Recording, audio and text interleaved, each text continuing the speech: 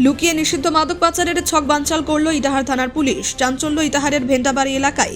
গ্রেপ্তার 2 মাদক ব্যবসায়ী। বাজেয়াপ্ত হয়েছে 101 গ্রাম ব্রাউন সুগার সহ একটি ছোট 4 চাকা গাড়ি ও 2টি মোবাইল ফোন। ধৃতদের নাম অতনুপ বিশ্বাস, বয়স 41, ও কুশ সরকার, বয়স 40। দুজনের বাড়ি রায়গঞ্জ থানার সুভাষগঞ্জ ও দেবীনগর এলাকায়।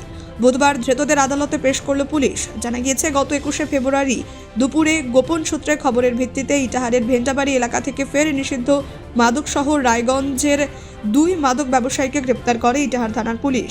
পুলিশ সূত্রে জানা গিয়েছে, মালদা জেলার কালিয়াচক থেকে 2 জন ব্রাউন সুগার নিয়ে ছোট 4 চাকা গাড়িতে রায়গঞ্জের উদ্দেশ্যে আসছিল। সেই সময় গাড়িটি আটক করে গাড়িতে থাকা 2 জনকে জিজ্ঞাসাবাদ করে সন্দেহ হয়। পরবর্তীতে 4 চাকা গাড়িতে তল্লাশি চালিয়ে 101 গ্রাম ব্রাউন সুগার উদ্ধার করে পুলিশ। ইটাহার মহকুমার এসডিপিও মোহাম্মদ বদিউজ্জামান ও আইসি গৌতম চৌধুরীর নেতৃত্বে পুলিশ ব্রাউন সুগার সহ একটি ছোট 4 চাকা গাড়ি ও 2টি মোবাইল ফোন বাজেয়াপ্ত করে। পুলিশ জানায়, ধৃতদের রায়গঞ্জ জেলা আদালতে পেশ করা হলে বিচারক তাদের 4 দিনের পুলিশি হেফাজতের নির্দেশ দেন। ইটাহার থেকে দিবাকর মজুমদারের রিপোর্ট, কুলিক নিউজ।